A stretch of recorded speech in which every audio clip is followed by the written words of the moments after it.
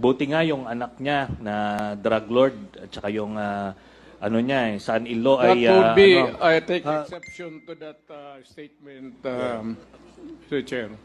Please, It is not fair and it's my opinion. It's my opinion. Ikaw nga pinapapatay mo yung mga suspected session suspended. Wala ka na. Ano? Sani. Pinapagalit eh. Sani.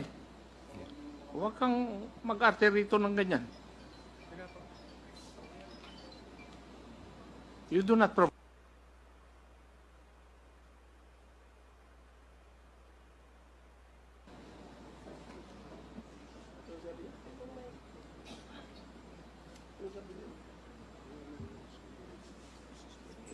Please avoid calling names.